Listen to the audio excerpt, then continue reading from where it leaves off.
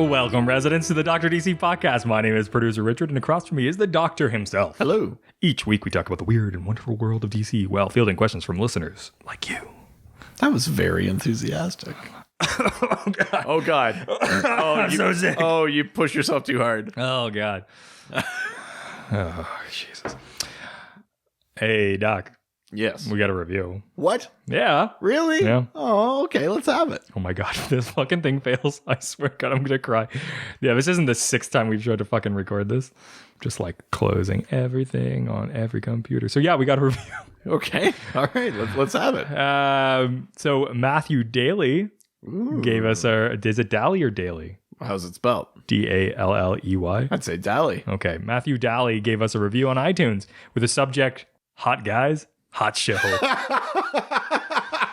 Okay. Yeah, he definitely listens. Yeah. With a 5-star review, Matt goes on to say, great podcast to listen to. The Doctor and Richard provide you with all the latest news and discussing interesting topics surrounding DC.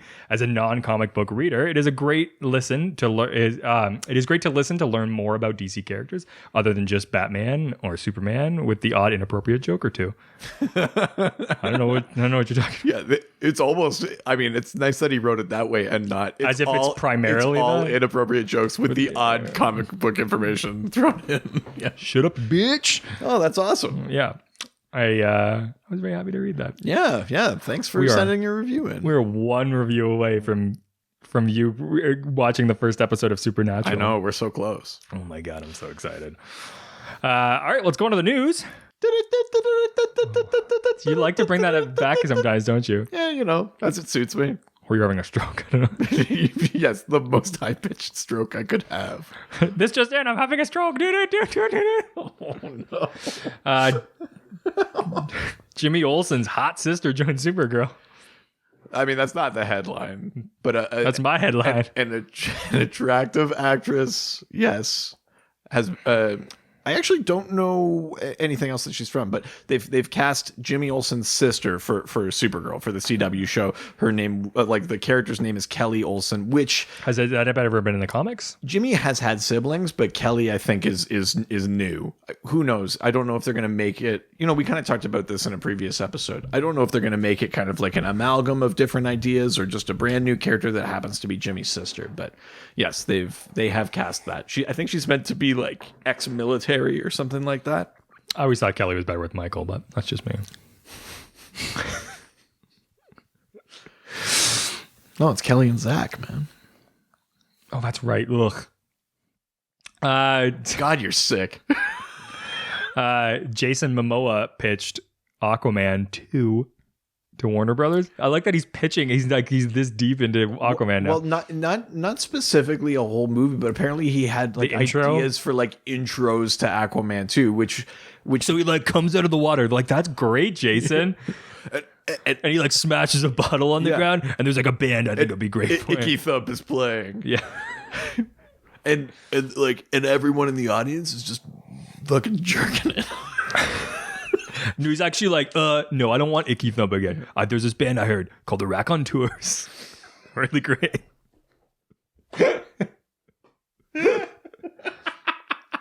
Yeah. I don't want the White Stripes. Stupid. Well, apparently he's just pitched ideas and things like that, which I do like the idea that it's just like, ooh, they love Jason. Obviously, they're just gonna let him like talk to him, but they're like, yeah, this is good. They're like, they seem to like it. It's just like, yeah, of course they did, you idiot. Well, yeah. I mean, that doesn't mean anything to pitch something other than there's obviously lots of like confidence and positive like hype for this first Aquaman movie. And to me, it also says something that that movie must leave at least a couple of particular doors open. So you could make a second one? That you could be like, and maybe this is where we pick up in the second one or something. Well, I don't think like he dies at the end of it. Well, no, that's not what I mean. But like, yeah.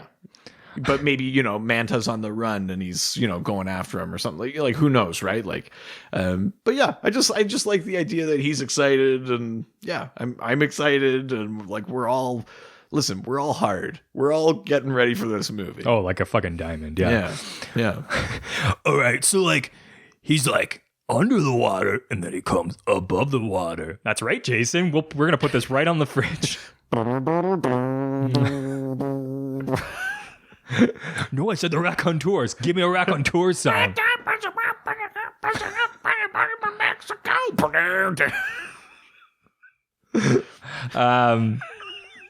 Yeah, I like that. We already paid for the rights to the Icky Thump. We're just going to use it. Yeah, continuously. I'm surprised that every scene in Stranger Things too didn't just have that Michael Jackson song. Well, yeah, I mean, they paid enough for that fucking trailer. Yeah. Oh my god. Apparently, a new art team brings Lucifer back to DC Vertigo. Yeah. So have you seen this yet? Well, it's so we knew that Lucifer was coming back as part of sort of the Vertigo titles kind of relaunching. Well, as all the 80s bands have said. Lucifer will return. That's got a real Tenacious D sort of vibe to it. And the legend was way hardcore. Oh, I love Tenacious D. But yeah, so this team of artists, I think they're brothers, but I think the idea is that there's sort of different storylines happening at the same time. So they're actually going to flip who's doing the art based on which story you're following. So their approach is that the art is actually indicative of like which sort of line you're following at any given time, which sounds awesome. But yeah, I mean, I'm excited. I'm excited for this sort of like new wave of Vertigo. Hopefully, it's kind of recaptures some of the magic of that sort of like late 80s and early 90s Vertigo. I just can't wait till they start like getting into the like video kill the radio star era. That's really good. It's the new wave that I prefer of DC. Wordplay. Brutal. That's why you come to the Dr. DC podcast. Oh, this just in. We just lost our 5-star review. It's gone. Would that go with all of our fans as well? Legends of Tomorrow is going to be joining the crossover. No. They're kind of doing their own adventure. They're doing what they call their own crossover. So the big Elseworlds crossover is just Supergirl, Arrow, and the Flash, not in that order. God, have you seen the photos for that? Well, the ones of Stephen Amell as the Flash and Grant Gustin as Arrow. I don't know how they're even going to make that like the origin of those happen. There's that, and then there's Black Suit Superman, because Tyler Hoechlin is coming back to play Superman in this crossover. Yeah. We know we've got Ruby Rose as Batwoman. We know the Monitor has been cast, so I imagine there's going to be lots of parallel earthing. But apparently, while that's happening, the Legends are going to kind of have their own crossover where they sort of come across multiple sort of converging timelines. So possibly other versions of themselves. So a similar thing, but contained just to Legends of Tomorrow. But it'll happen on the same week that the crossover is going on. So it'll be like a fun sort of different. Why aren't they crossing over too? Why isn't it? Well, maybe the story just isn't something that reasonably includes them. Have they been a part of any of the crossovers yet? Yeah, they were part of the Earth X one, and they were part of the Invasion one. Well, that's fine. That's fine. They don't need to do that. So we're finally getting some Pennyworth information coming through. I still don't know, man. Neither do I, and I actually haven't looked at this casting yet. But apparently, they finally cast Thomas Wayne and Alfred. Yes. Is this just like hot dudes playing like these characters? Because I'm not going to be happy. Well, I mean, they are young, yes, but they're hot dudes, aren't they? Apparently, from the character description, Pennyworth is meant to be like a business partner of Thomas Wayne at this point. What? Or something, unless I've misread that, but I'm pretty sure that was the sort of character description that. It's a weird slide in his career when the guy playing Alfred. I think the actor's name is Jack Bannon, but I can't remember who's playing Thomas Wayne. But yeah, like it's like young. Yeah. Oh, it's super hot dudes. Hot guys, hot Gotham. Yeah. Yeah, I mean, I don't know. I was on board for the concept of Gotham, like that show as an origin thing, and then they've screwed the pooch, in my opinion. Even though some people say it's great, but I just don't like the idea of it. But to then do a prequel of that prequel of like... Yeah, I mean, like, let's get even further removed from the mythos of Batman. Like, don't get me wrong, Alfred is an interesting character, but like, he's still not the main character. It's kind of weird to go that way. Well, it's like, hey, you liked Frasier. Now we're bringing you Niles. That's just like, yeah, exactly. Sure. Right? Or just a show about the chair. Or just the dog. Yeah, Eddie. Yeah, exactly. Yeah, I don't know. I suspect this is one that I won't watch out the gate. Until I see good reviews. Or if a bunch of people are like, oh my God. Even if it's like, yeah, the show's fine. I don't know that I'll watch it. Are you sure? Because you're pretty deep in the Kool-Aid. I don't know. Yeah, but I mean, I don't watch Gotham. You did, though. You gave it a chance. I barely watch Arrow. I don't, like there's a bunch of things I don't watch. I'm not I'm making my own mind, man. I don't just blindly follow. I mean, a little bit. Yo, but CBS has picked up Secrets. They ordered a Secret Six pilot. I don't know. I guess I'm in the same boat where I'll if I might watch the pilot. If someone is like, holy shit, check out the Alfred show, then I'll do it. Like, I'm not going to fight it, but I'll watch the pilot because I watch the pilot for basically everything. Sure. But unless that like really gets me, I'm not continuing. Right? Like that's like they really got to like do something with Alfred that you're just like, oh damn. You know how in origin movies there's always a thing where it's like, oh, he was some kind of Batman, and then that becomes the name. It would be really funny if he was like, Thomas, don't you think that this house has a certain Wayne manner about it? And then they just Alfred, what do you think about putting a basement in here? Maybe a cavern of some sort. There's quite a lot of bats in this. No, they bring the bats in. Oh no, it's just where he stores his baseball equipment. It's like, hey, are you using this for anything? Well, it's my bat cave. It's my bat. It's also always Michael Caine forever. Yeah. Alfred, why are you putting all of those live bats in the basement? I just think it might be a batty idea to put them in this cave. Might call it a bat cave, if you will. Why, Alfred? Why have you been ordering so much leather and spandex? Alfred's got a lively sex life. You might say that I have plans for the family. I would watch it if the show was Alfred has this weird multi-generational plan to have the Waynes murdered and sculpt their son into a superhero. I'm 100% watching it if that's the show.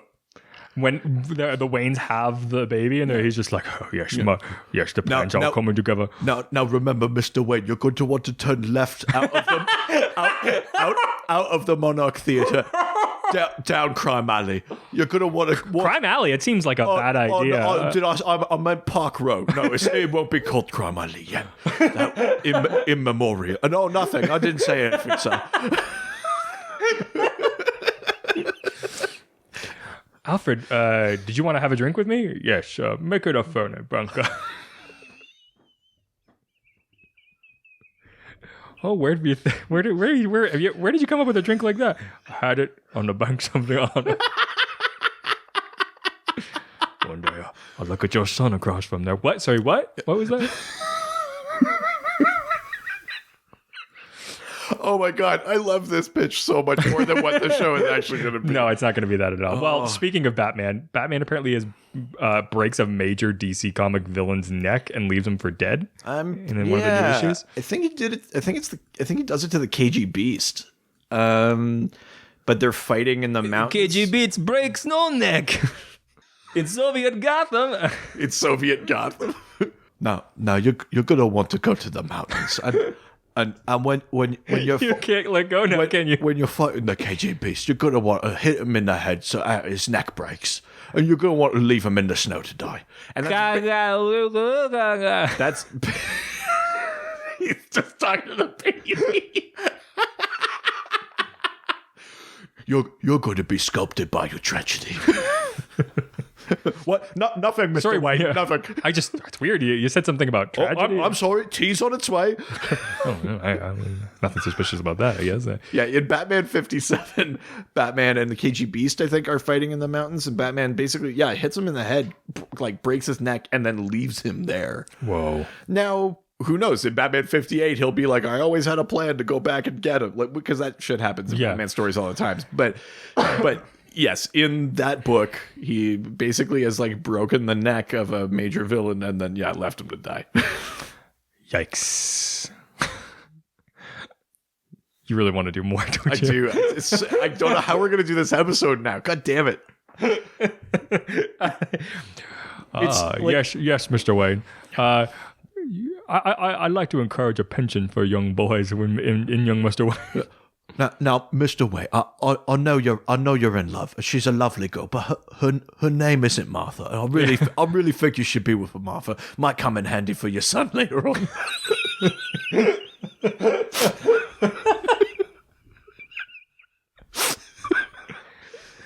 I really just want to go to the movies. No. Make sure she wears her pearls. We're going to need those. That's going to be a lasting image for young Brucey. Why do you keep buying us these theater tickets? I don't understand. No, it's really important that you go and see Zorro, and then when you leave the Monarch Theatre, remember that I might have moved the car to a back street somewhere.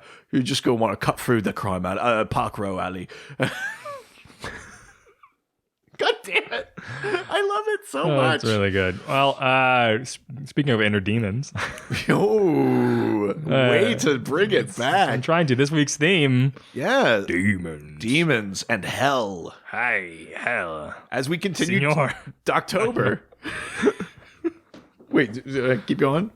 Es loco, senor. Wow. Nice. Yeah, this is Demones grande. Jesus. This is the 4th episode of Doctober. Now it's October, and we're 4 episodes in, so we're going to be talking about demons. Well, I've got demons. It's really weird. You're watching our child. I don't know if we should have. Oh, don't worry. It's totally fine. Oh, okay. It's weird that you Now remember, young Master Bruce, you need to be afraid of the bats. Afraid of the bats. You need to fear your potential. Bats. Jesus. We're talking about demons and hell spawn and all that sort of stuff. We did an episode on sort of like heaven and hell kind of stuff before, but I just wanted to like zoom in on the evil side. Zoom in. Zoom is a bad guy. Like a speed demon. Like a Jacques. Did you see Yes, I did. Oh God. But so let's hop right in. Let's do it. Well, let's head on over to Twitter. Fuck. I felt you going into the act. You're like it's Twitter, Mr. I'm not even trying to do it. It's just like it's coming up. I'm becoming him. Twitter like the sound of a bat. Twitter, Master Wayne. The Twitter of young feet walking across the floor. Feet that have a destiny that must be fulfilled. Are you not going to wear your pearls tonight, Mrs. Wayne? Yes. Oh, I know it's just a shitty Zorro movie, but maybe you should wear them because I think it might be a potent image for young Bruce. I think the sound of pearls falling to the ground might make a Twitter of some sorts. Okay, Mr. Chill, so you know where you're going to meet them, right? Oh, Sorry, who is that? Coming, Mr. Wayne. All right, well, our first question comes from Talking Superman. Our old friend Talking Superman. We don't have a drop for that. No, right? we don't. Just an awkward silence. Yeah. You're welcome. That's what you came for, right? Be happy with it. Yeah, here's our Talking Superman. Anyway. Speaking of talking about Superman. His mother's name is Martha. Oh, no, wait. You didn't hear that. You need to learn that at an important crucial moment. Talking Superman asks, between Trigon, Lord Satanus, really? Satanus. So I'm sorry, Satanus, Neuron, and other Satan analog I may have forgotten, who seems to be the most powerful or highest ranking in hell. So what's the sort of Right. So Who's the most badass? sure. So Lucifer does exist in the DC universe, like Lucifer Morningstar, like Satan, the biblical Satan. But he actually eventually abandons hell. He goes to do his own thing. There are other demons that sort of fight for control, right? Neron is probably the most powerful in like the sort of Christian hell realm. Do you think he might be available for hire? I might have a job for him. You say he's powerful in hell. Well, that's what I want to make this young boy's life.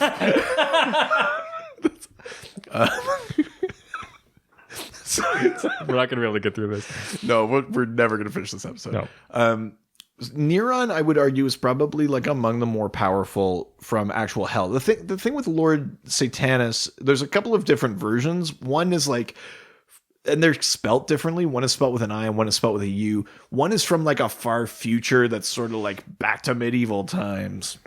And then one is actually like has... Don't you mean evil times? Oh, Jesus. And then one... Yeah, that's right. One of them is like an actual demon or like from a slightly different dimension or things like that. Neron is like actually exists in that sort of Christian hell. Like you see him in that context.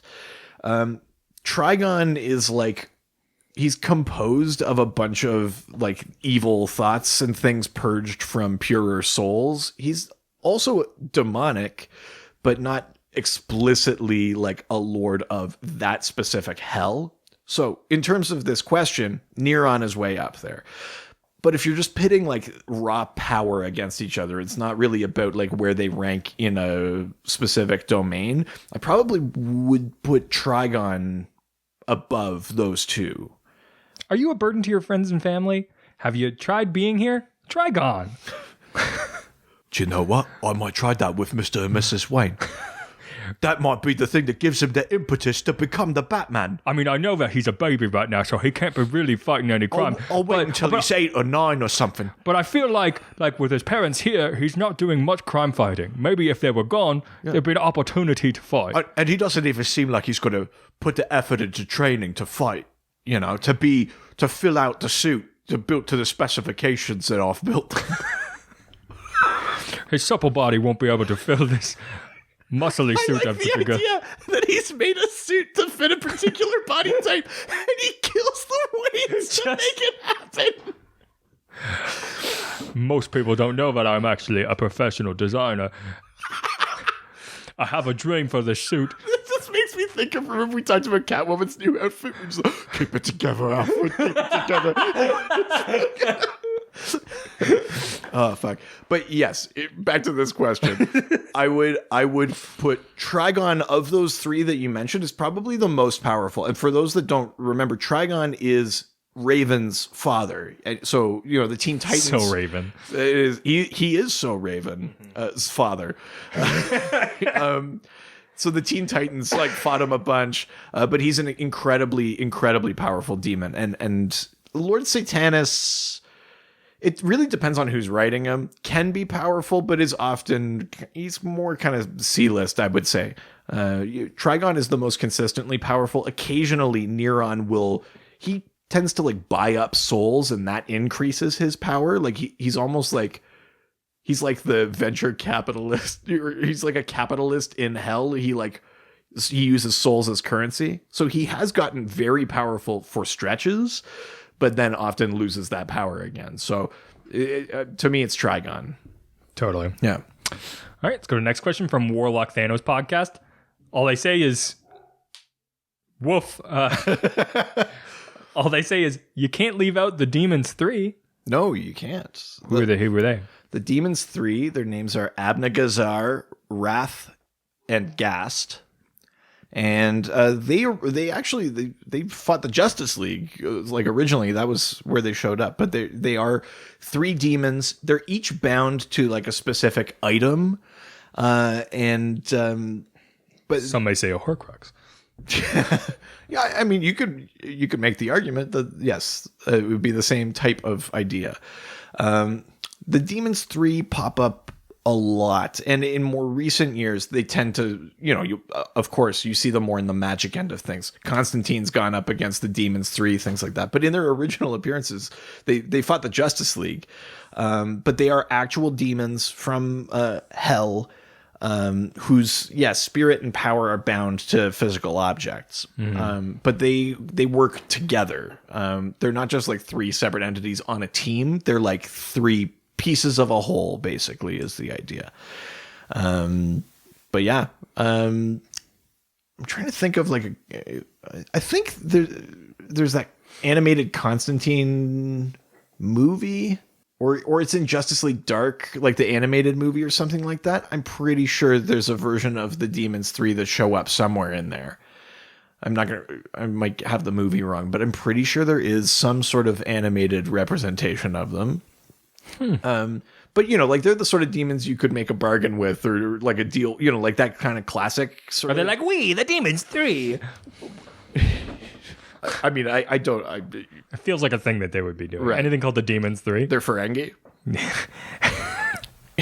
Gold-pressed Latinum. Yeah. If you have enough gold-plated Latinum, then you can get away with anything. You can buy your soul back. Yeah. We, the Demons 3. Quark. Nog. The other one. We have many wares for you. Jesus.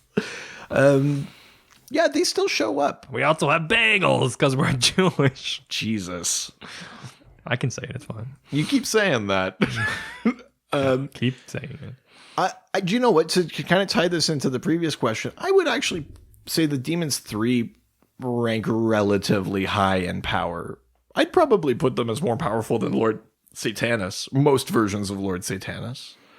I'd probably put them up there. I don't think they're meant to be trifled with, but like they can be deceived and things like that. Like they can obviously be beaten like any evil character, but yeah, I think they're relatively high-ranking demons. Nice. I mean, spooky. Nice. We'll go to the next question. You loved the other 76. Welcome, Mad Seb 77. Who asks, did Etrigan and the Blue Devil ever cross paths? And keep up the great podcast. Hashtag Jacques. Which unfortunately you can't properly hashtag because the apostrophe negates the rest of the... So it has to be like Jacques instead of Jacques.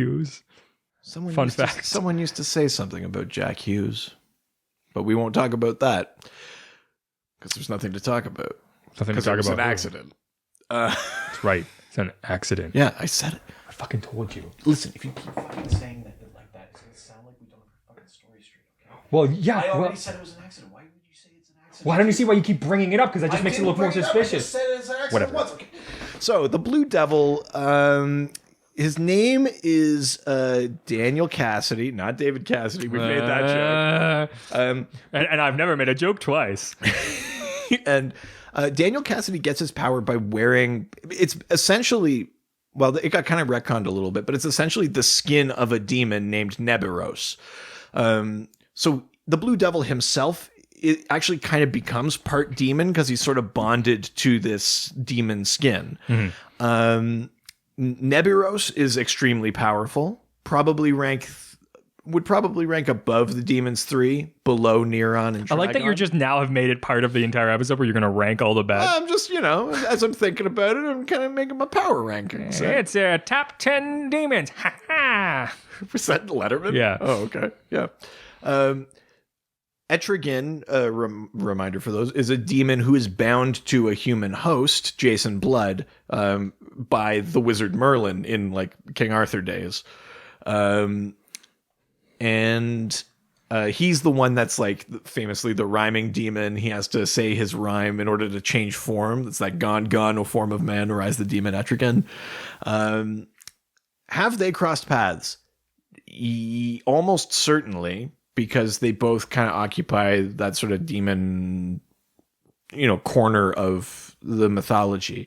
But like major important crossovers, not that I can think of offhand. If there's like, big Blue Devil or Etrigan fans out there, that there's an example of like a really like meaningful, important moment where they cross over, there might be. But they're kind of on different. They're kind of different classes, right? Even though I've just ranked Neburos, the demon, relatively high, Blue Devil isn't nearly as powerful as Neburos was. Etrigan is. Etrigan's an extremely powerful demon. More powerful, I would say, than Neburos. Less than Neron and Trigon. But Etrigan's kind of like, he's like of the noble class of demon, like he's like aristocracy. I would imagine that in demon circles they actually don't run together all that much, like Etrigan and Neburos, and then even less so because Neburos's power is bonded to like a human. Yeah. But invariably, when magic things happen and all the magic characters gathered together, then like they come in contact or they run in the same circles. It's reasonable to assume that at some point, even if it hasn't actually happened in comics, that there's some as yet unretconned adventure that they've had. But I don't think they are like chummy. I wouldn't expect them to become like the world's finest of like the magic end of things or the demon end of things. I like the idea that Etrigan like has to rhyme, but like isn't good at it. And so he's just like, I'm gonna kill you, but I'm not gonna fill you. Hold on, I'll get this. You're gonna die. Right. That means I'll say goodbye. Right. Because fuck. Just get 2 seconds. Just Right. hold on. Don't go. Just I've got it. I'm going to kill your mum and dad so you grow up and get real mad. Did you think of that and then say it, or did you just come up with it? I just came up. What do you mean? This is great. Yeah, there you go. Bringing it all back. Your parents are going to go bye-bye. That's because I killed those guys. He implicates himself. It's for the rhyme. It's very important. If anyone out there can think of a specific Blue Devil Etrigan team up or crossover that's really interesting, please send it, because I'm always down for those kind of things. But as far as I can think, there's not like a one that really stands out. You want to implicate Etrigan in a Blue Devil? # Jacques Hughes. Yeah, definitely. Jack Blues. Yeah. Oh, yeah. Figure out how to spell it. I'm not going to do that legwork. All right. The next question comes from the abominable Abel Padzilla. Hello. I like that. That's a good name. Also, a new resident. Yeah, well, a new vocal resident. That's true. We're always getting new listeners, but it's nice. It's nice when they also write it, help provide content, so that so that we don't have to. Yeah. Yes, exactly. It's always the better part. So they ask, I've got an old school question. In their first story, the Demons 3 declare they were imprisoned by an ancient being. Did this have ties to the Guardians of the Universe? Right. So the ancient being that imprisoned them, that he's talking about, it was an old British man. So I came across these 3 demons, and they gave me a great idea. Like maybe if I befriended a wealthy family, and they had a lovely, happy life together. And we didn't tell you that. No, we didn't do that at all. And a single child. Don't blame this on us. Then if I killed the parents, or had them killed rather, then make it look like a random act of violence, then it would set the young one on a path of vengeance. And I'm really into that idea. More so about the suit, really, but... Well, I have this suit. How am I supposed to get someone to fill it if I don't kill their fucking parents? I mean, I guess I could technically... No, I'm not going to work out. This is the easier way. Yeah, much easier. This is considerably easier. Demons 3, we know who those are. Yep. Guardians of the Universe, let's do a refresher. Sure. Guardians of the Universe are the beings that create the Green Lantern Corps. Oh, that's right. So what the question is asking is the ancient being meant to be the Guardian? Because we're told that the Guardians are among the first life forms in the universe. Especially that little tree guy is super fun. A little tree guy. Groot? Yeah, he's fun. Listen, son of a bitch, this is Dr. DC podcast. You pull this fucking shit, All right, sorry. Spider-Man. That's the one I was thinking of. Yeah. But in this case, it's not the Guardians of the Universe, and I don't believe there's any sort of tie to that. The being that imprisoned them is they're called the Hidden Ones, and as far as I can tell, and I did go searching a little bit, as far as I can tell, there isn't a concrete connection between the Hidden Ones and the Guardians of the Universe. Oh yes, the Hidden Ones. There's the children that Mr. Wayne had buried in the backyard. Jesus. The orphans that didn't work out. No, Joe Chill is my hidden one. He's behind the garbage can in the alley. No, I thought they were the ones who helped the America bring the spaceship to they helped them get off. Oh no, that's the hidden figures. Oh, I'm so sorry. I'm so sorry. I'm so sorry. That's stupid of me. Stupid, Alfred. Stupid, Alfred. You're never gonna kill any fucking parents if you keep making stupid comments like this. This episode is so off the rails. That's amazing. But so on the note of this, what I will say is that this idea that, you know, if the Guardians of the Universe are meant to be one of the earliest life forms, and the Demons 3 are meant to have been imprisoned by this very, very ancient being, that wouldn't be an unreasonable retcon to make. You know, if, you know, like the Hidden Ones, we never use them anymore. Why don't we replace them with someone that we recognize? To throw the Guardians in there, yeah, I mean, that would not be unreasonable. It'd be a little strange because the Hidden Ones do kind of occupy more of a mystical sort of element as opposed to being very science-y, which is like what the Guardians of the Universe are. So if you're imprisoning demons, I do think it makes sense to have it be slightly separate. Like a mystical force beats these mystical forces. Mm-hmm. Not that it can't happen the other way, but it always feels weird when like Batman like fights the devil or whatever the fuck. Like you could do it, and they're cool stories and whatever. But it's, I mean, and he played one hell of a fiddle, but I just don't think that it was a. Yeah. Wouldn't that be hilarious? The Batman went down to Georgia. Wouldn't that be hilarious if that's how they did it? I would have really enjoyed that. All right, let's go to the next question. From our old friend Cosmic DM. Sorry, I don't have a drop. I was trying to sound cosmic. But it's just spooky. Yeah, those texts are those texts to me are not gonna be what sexy. What? I was trying to make like drop into your DMs and then like space. Astronaut gonna get me turned down. Right. Swing and a miss. Yep. Oh, that trauma I tried to kill him didn't work, but the next one will. That's what I've replaced using a blunt instrument with a gun. I think that is a better way. It was a swing and a miss, but next time it'll be a bang and a hit. That's right. Oh no, never mind. No. Edit point. It's never gonna happen. Cosmic Dam asks: is there any reason DC leans so much on real world mythology with demons and stuff like Satan and Sandman when Marvel has stand-ins like Mephisto? Also, where do most demons land on the power scale of the DC universe? Yeah, I mean, like I said, like Lucifer Morningstar, like Satan, like something from a mythology that, we have in the real world. That does exist in DC, but they're also not like lacking in stand-ins. Like we've already named a bunch. Neron, Lord Satanus, Trigon, like they're all versions of a devil. There just also happens to be the devil. Yeah. Right. But there are. It's much like Supernatural, where there is the devil, and then there's also a lot of demons. I mean, because demons are actually angels who have fallen from heaven, and then they work in hell, and so that's actually. Oh, did we get another review? No. Right. Then shut the fuck up. Yeah, I mean, I don't think DC is lacking for stand-ins, because the thing with Neron is that he does kind of take over hell. Lord Satanus has sort of been like the Lord of Hell. Trigon kind of is the Lord of his own sort of demon plane. It's not specifically the Christian hell, but, you know, he's there. There are other... Yeah, it's an interesting question, though. Is there a Lord of Bats? I have an idea. Just throwing it out.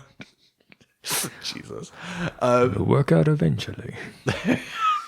I don't know enough about Marvel to know whether or not Marvel also has that kind of balance between like mythologies that exist in our world and also here's the comic book version of it.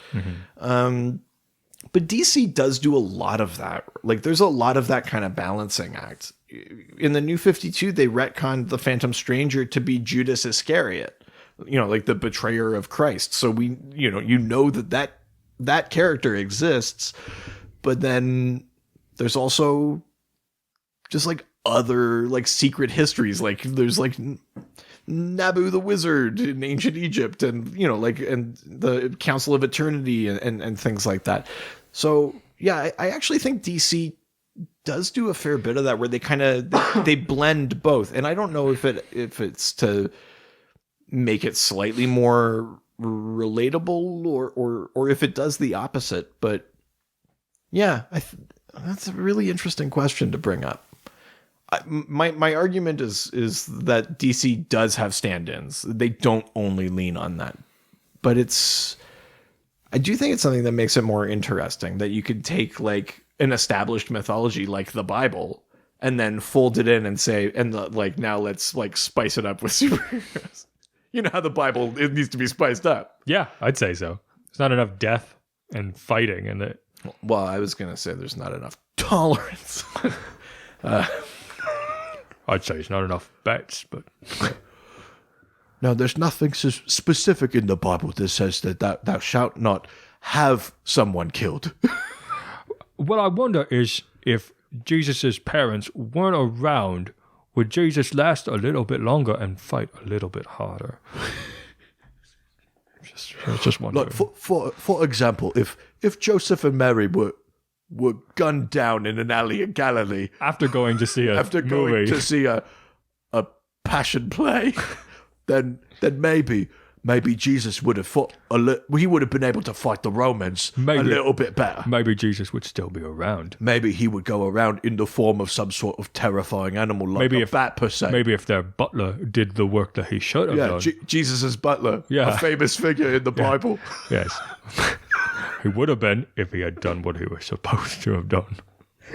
Have we answered any questions? I don't fucking care. This is a lot more fun. Oh, God.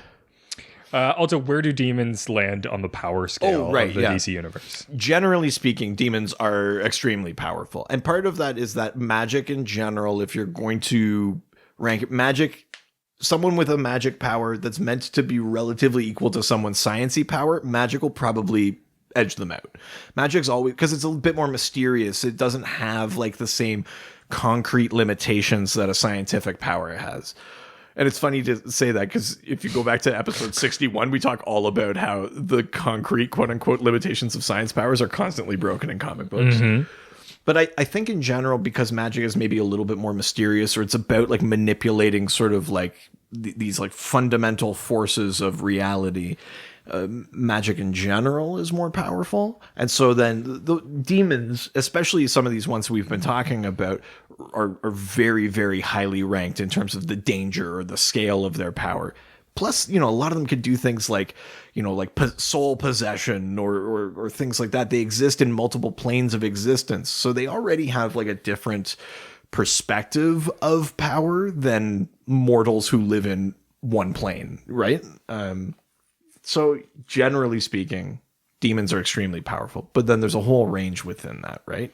There are little weakling demons you will never see, or they'll just be like, man, parademons. Someone will get zapped. I mean, they're called parademons. They're not actually demons. Those are actually more sciencey because those are Darkseid's minions. They're from the fourth world. Demon-esque, not demon. Exactly. Yeah. All right. Well, with that, the Dr. DC podcast will be back after this quick break.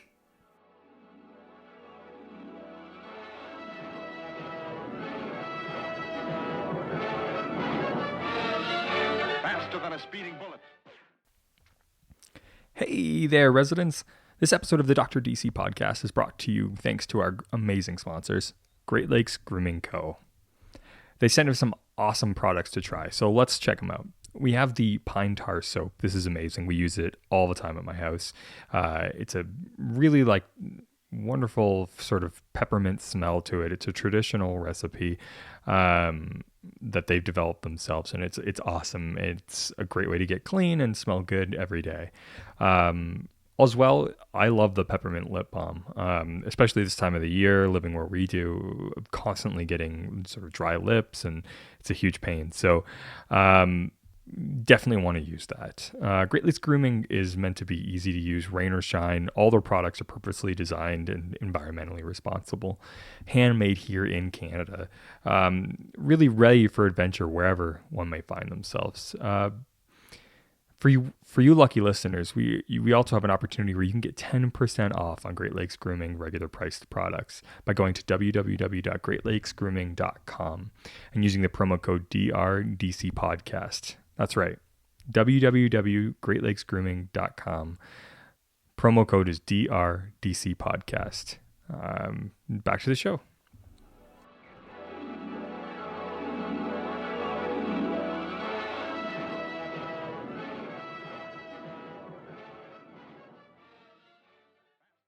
Right, so that's exactly what I did, and that was the whole plan behind it. Hey, we're back!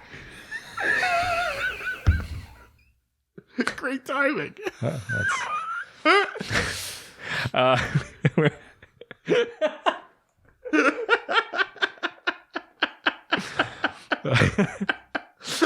We got over to Facebook. Go do the face and the book. Go do the Facebook. One day you'll see a book with a very familiar face on it. Every time you close your eyes, you'll see the faces, books of your parents.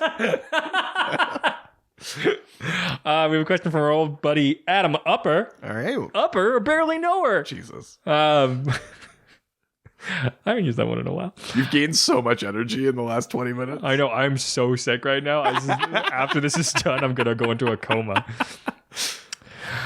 Adam asks, if I were a demon to haunt the podcast, who would I be? Ghost Cop Colin? What the fuck? Is that Is that some sort of fucking joke? Is that funny? Like, you think you're funny, Adam? Why would you be a ghost of Colin? That implies there's some sort of unfinished business. Yeah. Like he was taken before his time. Yeah, which I mean, that wasn't he. It was a tragic accident. It was a complete accident that neither of us had a part in. Nothing. Neither of us went into like the behind the security before the blimp had landed and damaged the fuel tank and like caused it to like blow up after they left a little bit. I mean, that would be insane. A ghost with no like mission. Like he just died when he was supposed to because it was just a freak accident. Limitless resources. And then you think broken into this security thing. You think that I could have like gotten a costume as a security guard and broken into it like after the other security guard had left, and then I put on the costume, put on a fake mustache. I've always wanted to really put on a fake mustache. You think that would happen? It's not fucking funny. Let's go to the next question. All right. Ron Sebus. Sebus? I don't know. It's accent aigu. I thought we said it was Seba. I thought that was what we landed on. That's right. Ron Seba. I literally can't do any accent. It's our new Florida condominiums. Welcome to Rollin' Seba. For you and your family. Watto? Hey, for you and your family. Hey, Yeti. Rollin' Seba. Rollin' Seba. Jesus Christ. None of this is usable. So say a bus was to roll over some. No. That's a little too tacky. No. Maybe something more like a gunshot in an alley. Yeah, that might be a little bit better. I will eventually refine this plan. It will be perfect. Oh, come on, Alfred. Chill. Joe would chill. Chill. Joe. Maybe if there was some sort of cod-themed villain. Maybe his wife is sick or something, and I could propose that he explores cryogenic science a little bit. And what if there was an accident that affected him? That would be the perfect way to keep young Master Bruce in shape as Batman is having fight. It works so much better, unlike when I had to make that other man crazy and put on a costume like a clown. This man is already crazy and has limited resources. Alfred has manipulated every event. That's the big reveal. After Pennyworth, after Gotham is all done, it's that Alfred made everything happen. That's right. Oh, I really like this idea. I know. It needs to be at least an Elseworlds, I think. Oh, Jesus. So let's see what Roland asks. Yeah. Roland asks, is Clarion a Lord of Chaos, considered a demon-like entity or a devil? Or is he just a warlock that can access demonic powers? So there's a couple of different backstories for Clarion the Witch Boy. And actually, funny enough, he is definitively, I'm pretty sure, not a Lord of Chaos. Where that comes from is Young Justice. In Young Justice, I think just because there's too many backstories for things, they clean it up a little bit and they make him a Lord of Chaos because a lot of that first season revolves around or involves Dr. Fate, who is a Lord of Order. So it's good to pit them against each other. Lord of Order. But Clarion the Witch Boy, in sort of both alternate sort of backstories, he's from like a different plane of existence where he has access to what you might consider dark magic, things like necromancy and you know, like, and then, you know, those other magic powers, eldritch blasts and all that kind of stuff. But he's not explicitly evil. He's sometimes portrayed as a bit of a trickster. He's sometimes just, you know, like what suits him in the moment. You could make the argument, I'm circling back, you could make the argument that almost embodies chaos, that you can't count on him to be definitively good or evil. Mm-hmm. But as I'm pretty sure that Lord of Chaos thing is only in Young Justice. I don't think he was like specifically ever put up as like the opposite of Dr. Fate. If anything, in his early appearances, he was more of an adversary of the demon of Etrigan. But Clarion, yeah, I would generally side with the idea that he's more like a warlock that can access demonic powers. He's not actually from hell. He's from a different plane of existence. I think Grant Morrison's version of him, it was like if you could imagine like an upside down version of like Pilgrims and like Roanoke, Virginia kind of thing. Like that's kind of where he was from. Awesome. So yeah, he has access to sort of like dark magic abilities. But yeah, he's not actually a demon. He just sort of has powers that sort of mimic demonic abilities. That's awesome. Yeah. All right, well, let's head on over to the email. Check the email. Hope it's from a female. Named Martha, so I could get her and Thomas to go on a date. I feel like though their relationship may be short-lived, it will. Wink. It'll live on in infamy in a young boy's mind. A mind twisted by the tragedy of his parents' death. A death perpetrated by their butler. I mean, by a random faceless criminal. Yes. We've got an email from Jesse. From old Jesse. What a weird drop. I love it. Come here, Jesse. Okay. Yeah, it's a good boy, Jesse. Oh no, I wasn't playing Jesse. I just was saying, okay, like let's get to the. I'm trying to move this thing forward. Oh, okay. Forward momentum podcast. I don't understand. What's that mean? I don't understand. Jesus, no. Forward moving towards your passion, a passion for murder. I mean, a passion for a young boy. No, wait, no, I saw it there. A passion for design, fashion design. Ever moving forward. How else will I build the physique to fit this suit I made? I like that you keep pointing to a suit. One, no one can see you pointing towards a suit because this is a podcast. Two, you're doing it to me.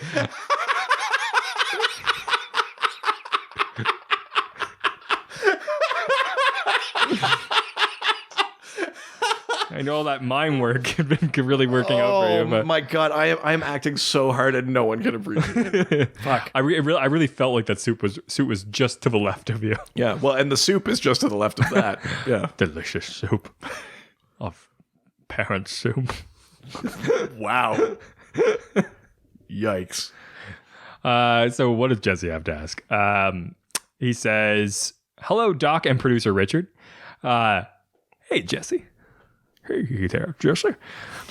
Yep, we've been there. Yeah. Demons and monsters of the occult often have great ties to religious imagery. Aside from Etrigan, what examples show demons as figures that fight for or help good/God from time to time? Are most of those examples John Constantine or Etrigan? Finally, what is the most edgelord demon in DC? Ooh. Scale from 1 to emo Richard. Ooh. You son of a bitch. That's a great question. I give this man an inch. Fucking takes a mile. Yeah, so, yeah, like you said, I mean, Etrigan most famously is a demon bonded to, like, a good person, to Jason Blood. So that's a demon whose, like, powers are used in service of good. Not always, mind you. There are lots of examples of Etrigan kind of looking out for himself or doing things that Jason wouldn't want to do. Like hanging out with those Jason Cripps.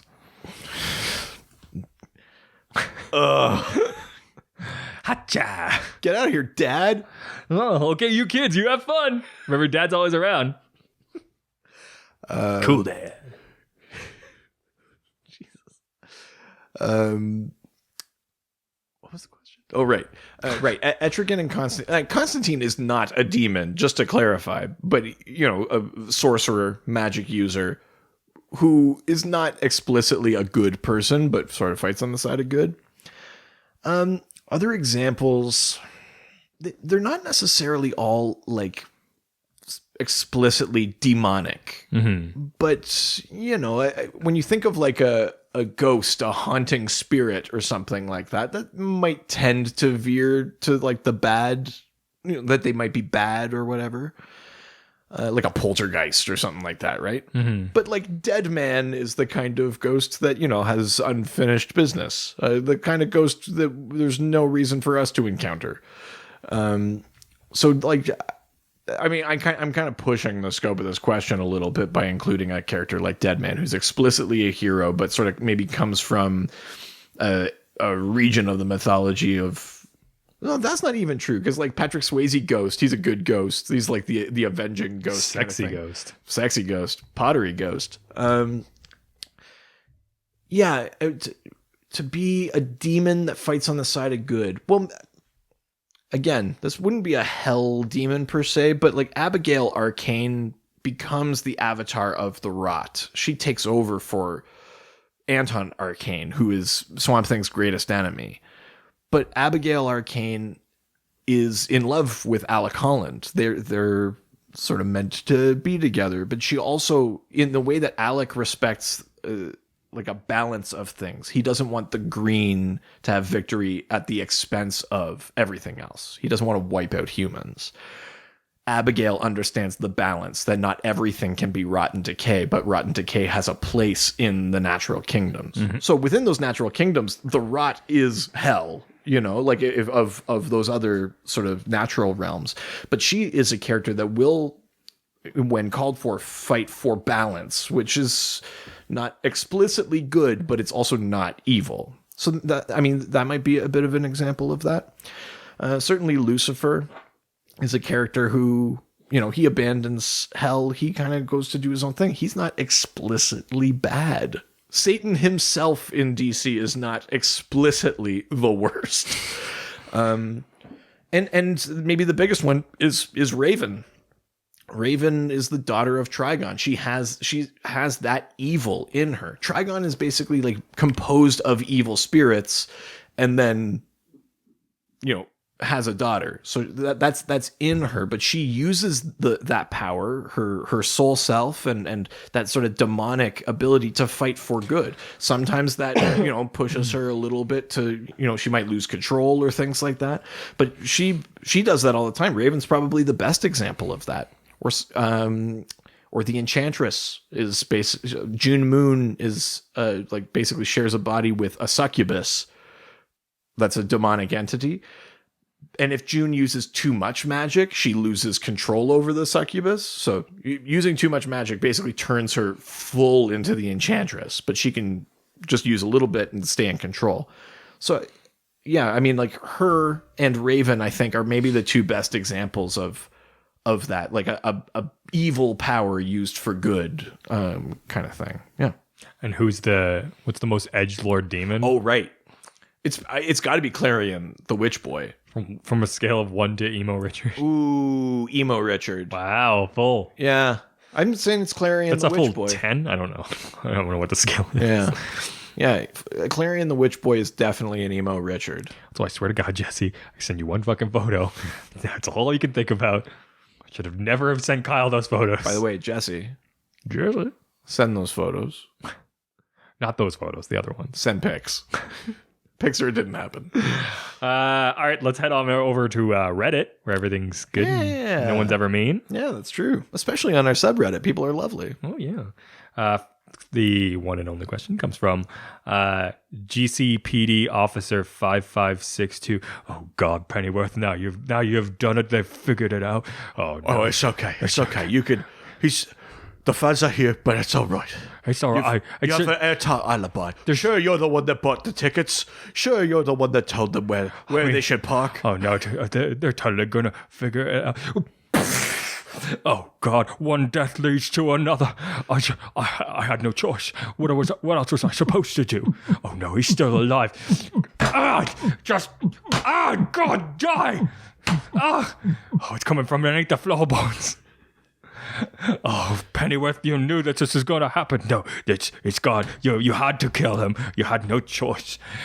This man was gonna live to be a superhero. And Alfred, where the hell is my bat soup? bat soup sounds like bat soup. I don't even know where this is going. I love this so much. It's very fun. So GCPD. We have precisely 19 minutes of content in this episode. Yeah, I'm kind of done. Fine. So the now perished officer had asked, Earth's 13's Etrigan is essentially, Earth 13's Etrigan is essentially a Superman / Etrigan hybrid. Right. What other characters would you like to see mashed up with Etrigan? Oh, interesting. So yeah, a little bit of background. Earth 13 is like the dark magic parallel Earth. Where Etrigan is the super demon, where his dying planet Camelot explodes and he's sent to Earth. Yeah, he's a literal mashup of Superman and Etrigan. That is an Earth that includes like the Jared Stevens version of Fate. It's got a dead man. It has Anataz, which is their version of Zatanna. There's a Swamp Thing. It's basically there's a Constantine, or no, he goes by Hellblazer on that Earth, but it's basically like a literal dark universe. Mm-hmm. But what if you were reimagining like an alternate Earth 13, where instead of, or like a dark multiverse, maybe even Earth 13, where instead of it being Superman and the demon, who else would you want to see sort of mashed together? I mean, if only to once again, and this has been used in comic books, but to use it even more appropriately, the term Speed Demon, Etrigan and the Flash. Oh, I like that. I think, actually, I think like an Aquaman Etrigan mashup would be interesting. Aquaman? Well, but like, or a better name, Wetrigan? Holy shit! That's it. All right, we can stop the podcast. That's the episode. Yeah. There's only one thing left to do now. I agree with Richard. Wetrigan, I think, is the way to go there. Like a water demon, some sort of I mean, the deep sea's full of monsters. Like, think of visually what you could do like with that weird deep sea water, like creature with the little anglerfish kind of thing. Yeah. Oh, that'd be fucking rad. Wetrigan. Right. Every once in a while. Fuck, that's a good idea. That's what I'm here for. Jesus. I'd like to see Etrigan and the Joker. It could be like Christ. the Jester. Because it's Camelot-y kind of. I see what you're doing. Yeah. Right. Interesting. Really play into that. Yeah, the court jester. Yeah. I think that'd be fucking cool. Oh, I like that. Not as good as Wetrigan, but. No, nothing will ever be.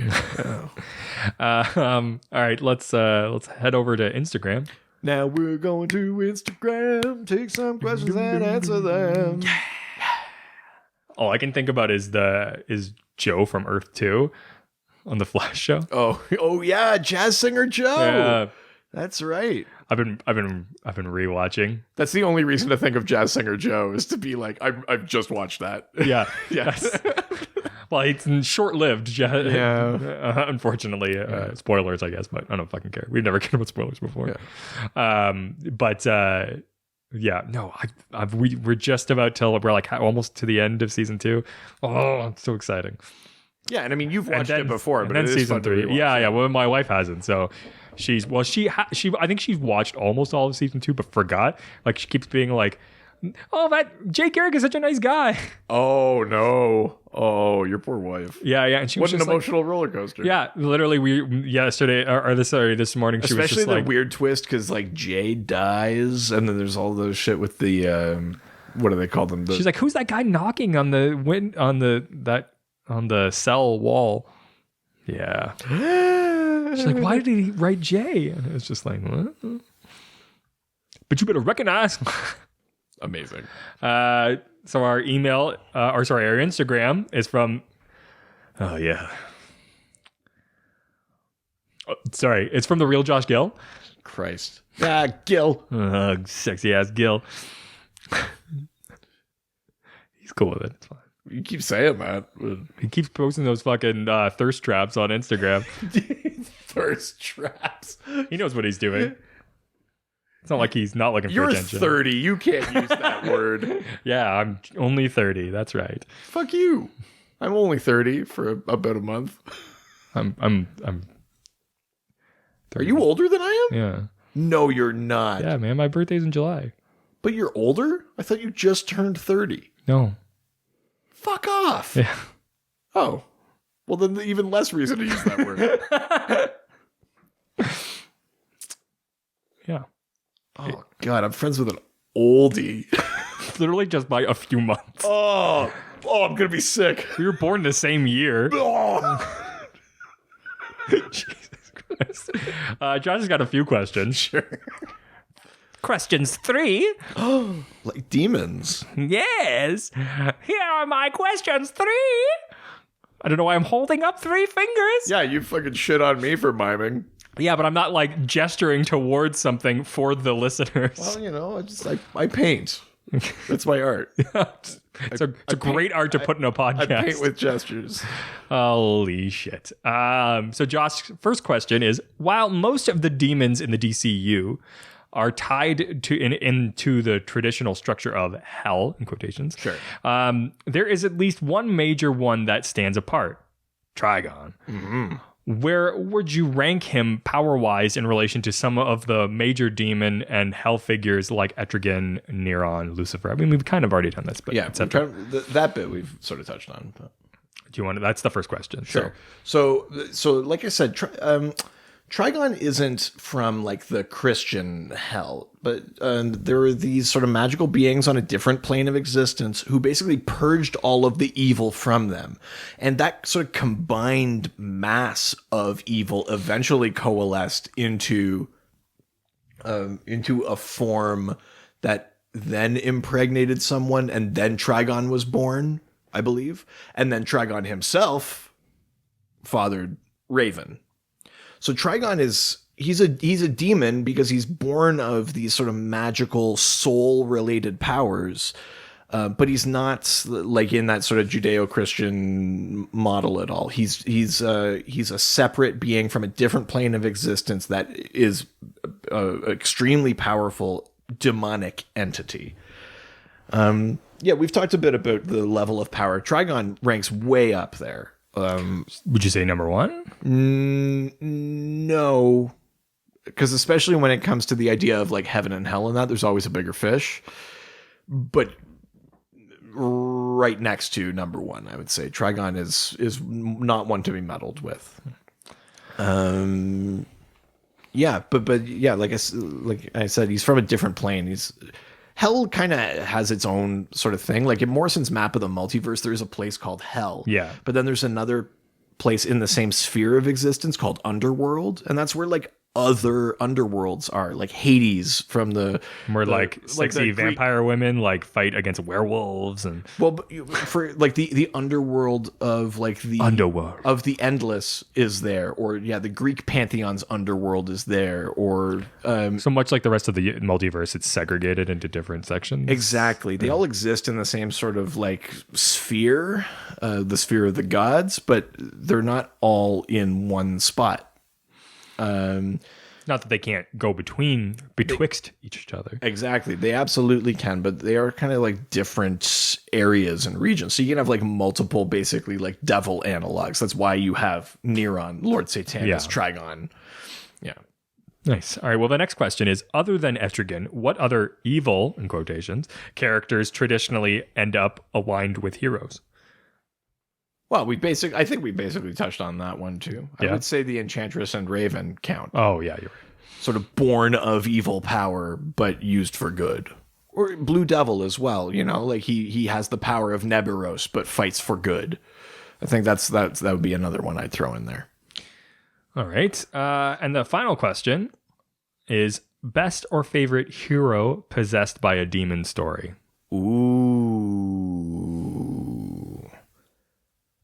Ooh, hero possessed by a demon.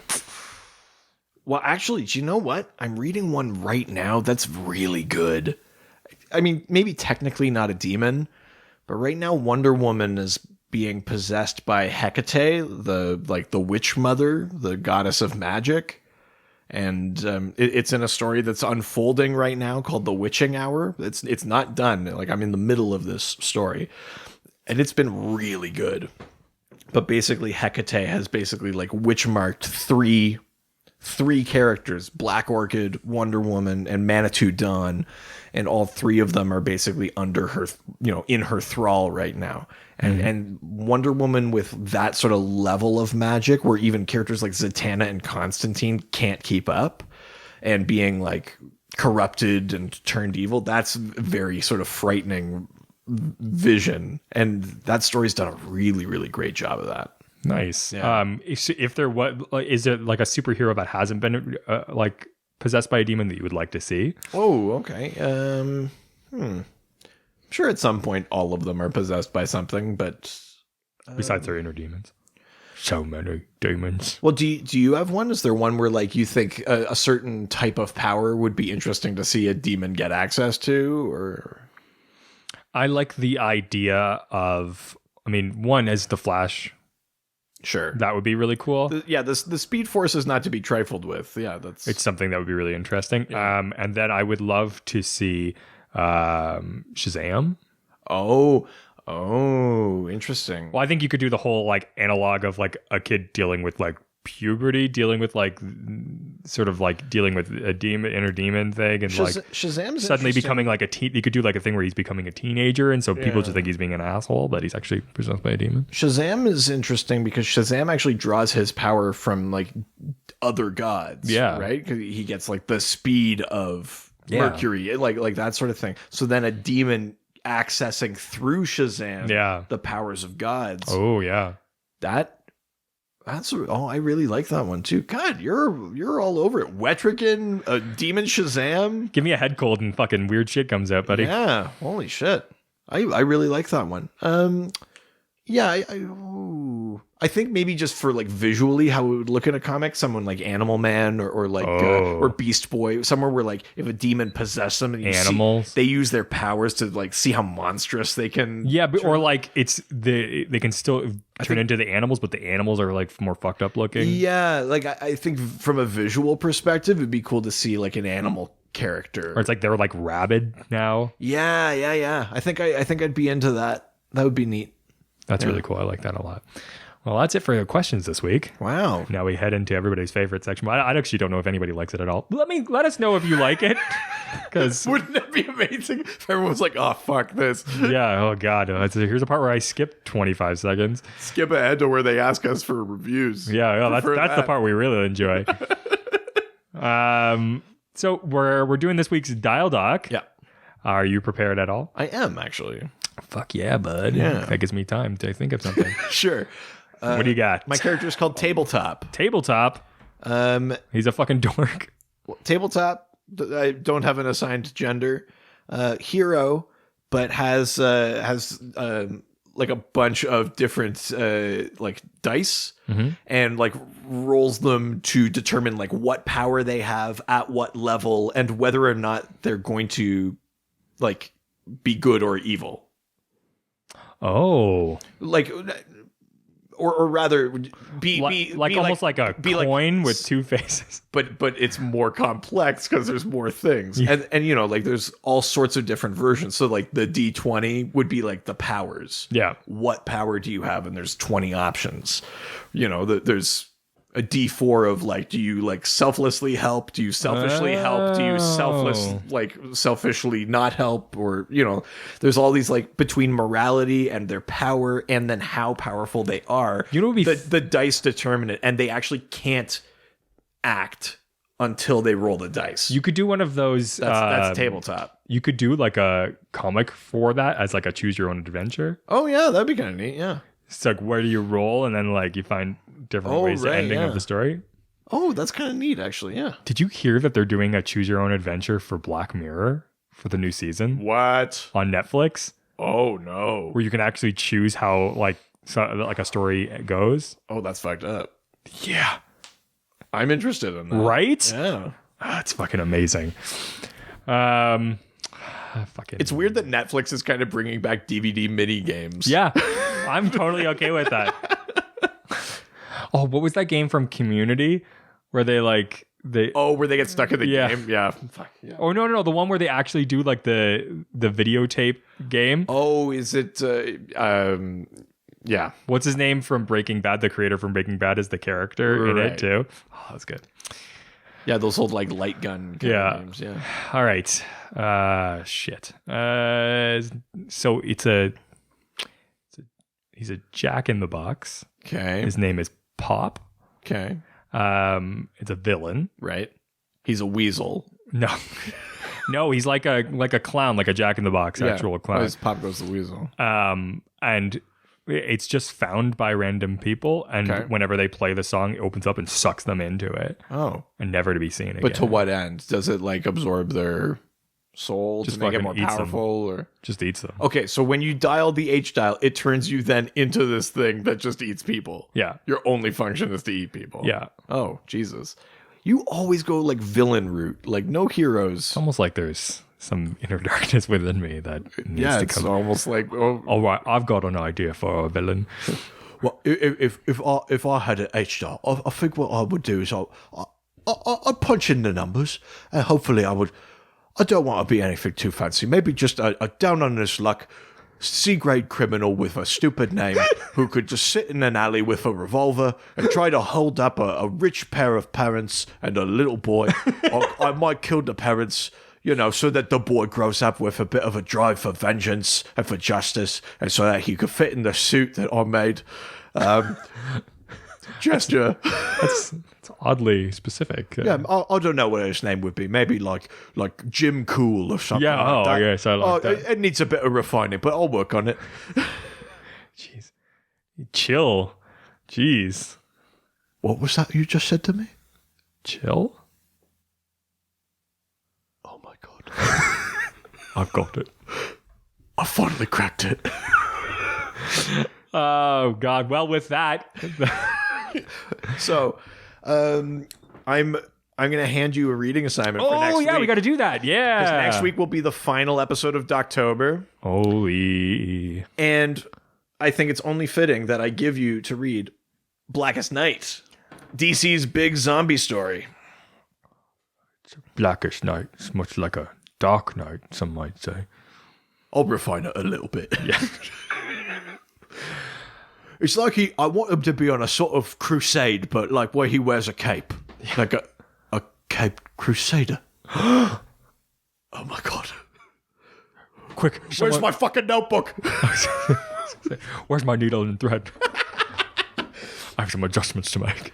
But yeah, that is the complete collected graphic novel of Blackest Night. Holy shit. Which is a big event. So I can't read this 5 minutes before we begin the podcast. No, I would recommend some preparation. Okay. Yeah. It's a New York #1 bestseller.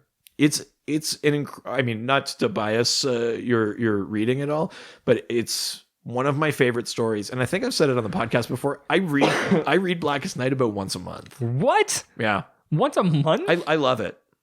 Yeah, apparently. I absolutely love it. So He's got very angry looking eyes, like he's gonna kick some ass. absolutely. So Richard, you're going to read Blackest Night. Next week, the final episode of October, we're going to discuss Blackest Night. We're going to take your questions about this story specifically. We're going to dive in. That's why Adam asked me. Yeah, Adam was just like, was I supposed to read Blackest Night? And I'm like, I don't know. As the doc. I haven't said that to anyone. Why would he ask you that? I think we may have mentioned it. That you did. Last episode, you said what the next 2 episodes were going to be. Oh, here I thought I just discovered that the room was bugged or something. I mean, I'm not saying that. Oh, no, it was me. I'm the leak. But yeah. All right. Well, I'm looking forward to that. If you want to send us some questions or if you want to send us your dial doc. Yeah. If you want to come up with a villain that might be able to kill 2 rich parents in an alley of some sorts after they were heading towards a movie. No, I believe I've cornered the market. You can do so by using the hashtag DialDoc, and you can send us your hero or villain you come up with, or just send us questions. Nerd out with us online. You can do so through. We've got a bunch of different online platforms, such as we got a Facebook, Dr. DC Podcast. There's Twitter At Dr. DC. We've got some photos for each episode, and sometimes we post some other stuff on Instagram. Dr. DC Podcast. And you can send us an email. We sometimes get them for like just random things. Sometimes you're going to ask us questions just because you're interested in comics. They don't have to be on the thing, but to do so through this email. DrDCPodcast@gmail.com. Yeah. Or we've also got a subreddit where people are asking questions. Too many questions. Too many fucking questions. One too many questions. r/Dr_DC. Also, not only can you talk to us, but you can also read some DC specific articles that the Doctor has written, or view our many merchandise through our website, DrDCPodcast.com or .ca.